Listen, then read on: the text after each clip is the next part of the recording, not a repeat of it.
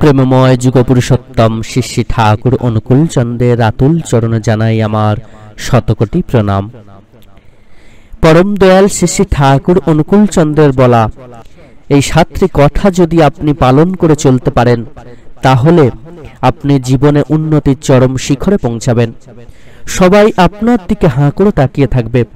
জীবনে কখনো আপনাকে পিছনে ঘুরে তাকাতে হবে না।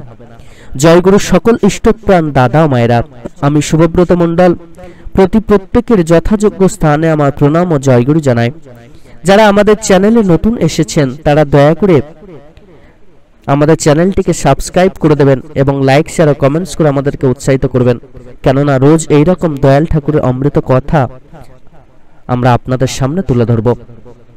শ্রী শ্রী ঠাকুর অনুকূল চন্দ্র বললেন, জীবনে প্রকৃত উন্নতি করতে হলে এই 7টি বিষয় মেনে চলবে, তাহলে তোমার উন্নতি নিয়ে তোমাকে আর ভাবতে হবে না। সেগুলি কি কি না, সেগুলি হলো 1 নম্বর পয়েন্ট হলো কনসেন্ট্রিসিটি বা সুকেন্দ্রিকতা। শ্রী শ্রী ঠাকুর অনুকূল চন্দ্র বললেন, আমাদের জীবনের প্রথমেই চাই কনসেন্ট্রিসিটি বা সুকেন্দ্রিকতা।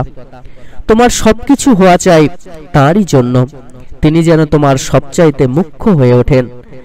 যা কিছু করবে সবই যেন তাকে খুশি করার জন্য, অর্থাৎ সর্বপ্রথম আমাদের পরম পিতার সন্তান হয়ে উঠতে হবে। তিনি যে আদেশ নির্দেশগুলি দিয়েছেন সেগুলি যথাযথ পালন করে চলতে হবে। তাকে ভালোবেসে তাকে অনুসরণ করে চলতে হবে আমাদেরকে। যেটি করলে তিনি খুশি হবেন সেই কাজগুলি আমাদেরকে পূর্ণ ভক্তি সহকারে, পূর্ণ নিষ্ঠার সঙ্গে ভক্তি সহকারে পালন করতে হবে, তবেই জীবনের উন্নতি সম্ভব। দ্বিতীয় পয়েন্ট হলো অ্যালার্টনেস বা সতর্কতা। শ্রী শ্রী ঠাকুর অনুকূল চন্দ্র বললেন, তারপর আমাদের চাই অ্যালার্টনেস বা সতর্কতা। চারিদিকে সতর্ক দৃষ্টি রেখে চলতে হবে আমাদেরকে। কিসে আমার ভালো, কিসে আমার মন্দ, সবকিছুকে ঠিক ভাবে পর্যালোচনা করে চলা লাগে।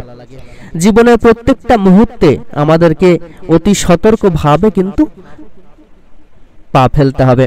প্রত্যেকটা কাজ যদি আমরা সতর্কতার সাথে পালন করতে পারি, তাহলে আমরা সকল কাজেই সফল হব এবং আমাদের উন্নতি অবশ্যম্ভাবী।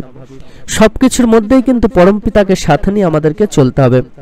পরমপিতা কিসে খুশি হবেন, কিসে খুশি থাকবেন, সে বিষয়ে কিন্তু আমাদের পূর্ণ সতর্কতা থাকতে হবে। 3 নম্বর পয়েন্ট হলো অ্যাগিলিটি বা তীব্রতা।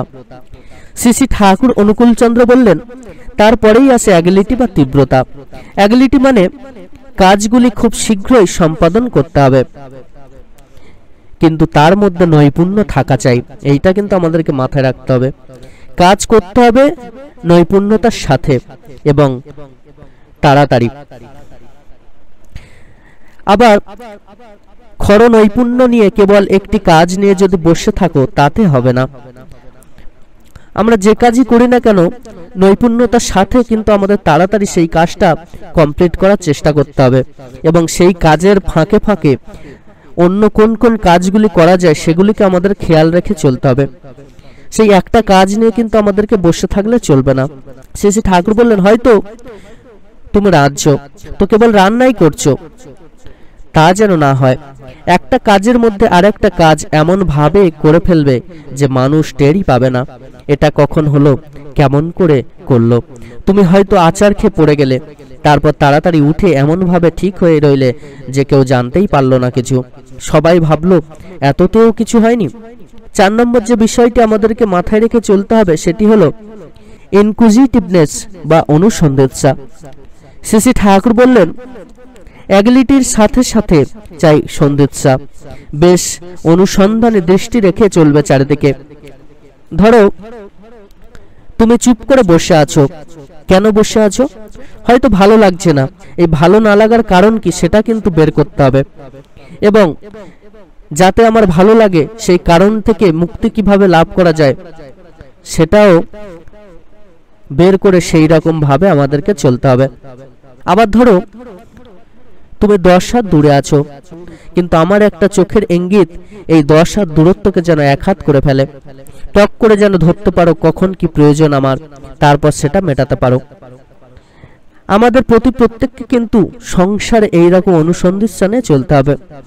ধরুন বাড়ির গুরুজনরা কোনো কিছু ইঙ্গিত দিলেন, সেটা দূর থেকেই বুঝে নিয়ে সেটা পরিপালন করে আমাদেরকে চলা লাগে, তাহলেই আমাদের জীবনের উন্নতি। 5 নম্বর যে বিষয়টি শ্রী ঠাকুর বললেন সেটি হলো জুডিশিয়াস অ্যাটিটিউড বা বিচার প্রবণতা। শ্রী ঠাকুর অনুকূলচন্দ্র বললেন বিচার করে পথ চলতে হয়, তার জন্য চাই বিধিকে জানা, কি করে কি হলো বা কিসে কি হয়, তাকে কখন কিভাবে কোন কথা বললে তার ফল কি দাঁড়াতে পারে সে বিষয়ে বেশ হিসাব করে চলতে হবে। যদি কোনো কথা তোমার বলা হয়, অন্য কাউকে সেটা বলা উচিত কিনা ভেবে দেখে তবেই কিন্তু বলতে হবে। সেই কথাটা সেই ব্যক্তিকে বললে হয়তো তার ভালো হতে পারে, আবার খারাপও হতে পারে, তাই বেশ বিচার করে আমাদেরকে কিন্তু কথা বলতে হবে। কেননা কথা একবার মুখ থেকে বার হয়ে গেলে সেটি কিন্তু আর আমরা ফেরত নিতে পারি না। তাই কথা বলার আগে সব সময় জুডিশিয়াস অ্যাটিটিউড বা বিচার প্রবণতা নিয়েই কিন্তু আমাদের কথা বলতে হবে। কারণ একটি কথা অনেক রকম মানে হতে পারে এবং সেই ব্যক্তির কাছে ওই কথাটা কেমন লাগতে পারে, কেমন ভাবে সে রিয়াক্ট করতে পারে বা কেমন ভাবে সে সেটা গ্রহণ করবে, এই বিষয়গুলি কিন্তু আগে আমাদেরকে চিন্তা ভাবনা করতে হবে, বিচার করতে হবে। বিচার বিবেচনা করার পরই কিন্তু আমরা কোনো কথা কাউকে বলতে পারি। যদি আমরা এই রকম বিচার প্রবণতা সাথে কথা বলি, তাহলে কিন্তু আমাদের কোনো কথার মধ্য দিয়ে কারোর কোনো খারাপ কিছু হবে না বা কারোর সাথে আমাদের কোনো মনোমালিন্য সহজে হবে না। 6 নম্বর পয়েন্ট হলো প্রেজেন্স অফ মাইন্ড বা উপস্থিত বুদ্ধি। শ্রী ঠাকুর বললেন তারপর আমাদের প্রত্যেকের মধ্যে থাকা চাই প্রেজেন্স অফ মাইন্ড বা উপস্থিত বুদ্ধি। বিশেষ বিশেষ ক্ষেত্রে কখন কি করতে হবে সে সম্বন্ধে বোধ যেন ঠিক থাকে, আর এটা একদিন হবে না, অভ্যাস করতে করতে হবে। ধরুন কোনো কাজের মধ্যে আপনি আছেন এবং সেই কাজের মধ্যে এমন একটি সিচুয়েশনে পড়ে গেলেন, ঘটনাক্রমে এমন একটি পরিস্থিতির মধ্যে পড়ে গেলেন, দেখলেন সেখান থেকে কিছুতেই বার হতে পারছেন না, তো সেখানে আপনার উপস্থিত বুদ্ধি কিন্তু কাজে লাগাতে হবে। বা এমন কিছু কিছু জায়গা থাকে যেখানে আপনার উপস্থিত বুদ্ধি আপনাকে সঠিক দিশা দেখাবে। যে মানুষের উপস্থিত বুদ্ধি যত বেশি, সেই মানুষ জীবনে তত বেশি সাকসেসফুল হয়। উপস্থিত বুদ্ধি যে মানুষ যত বেশি কাজে লাগাতে পারে, সেই মানুষ জীবনে উন্নতি করেই করে। 7 নম্বর পয়েন্ট হলো কর্ডিয়াল গো অফ লাইফ বা হৃদ্র অনুচলন। শ্রী ঠাকুর অনুকূলচন্দ্র বললেন ধরো কেউ তোমার প্রতি ক্রুয়েল বা নিষ্ঠুর ব্যবহার করলো, কিন্তু তুমি প্রীতি সহকারে তার প্রতি এমন কর্ডিয়াল বা হৃদ্র ব্যবহার করবে যাতে সে নিজেকে সংশোধিত করে নিতে পারে। সবার প্রতি এমন ব্যবহার নিয়ে চলবে, ভদ্র নম্র এবং প্রত্যেকের প্রতি শ্রদ্ধা ভক্তি, এগুলো যেন প্রত্যেকের মধ্যে থাকে। কেউ তোমার খারাপ করার চেষ্টা করলেও তুমি যেন তার খারাপ না ভাবো। কেউ তোমার প্রতি নিষ্ঠুর ব্যবহার করলেও তুমি যেন তার প্রতি প্রীতি মধুর ব্যবহার করতে পারো, তবেই তোমার জীবনে উন্নতি সম্ভব হবে। শ্রী ঠাকুর বললেন আর যে মানুষ এই 7টি বিষয় মেনে চলবে তাকে আর তার উন্নতি নিয়ে ভাবতে হবে না, সে উন্নতির চরম শিখরে পৌঁছাবে। জয় গুরু।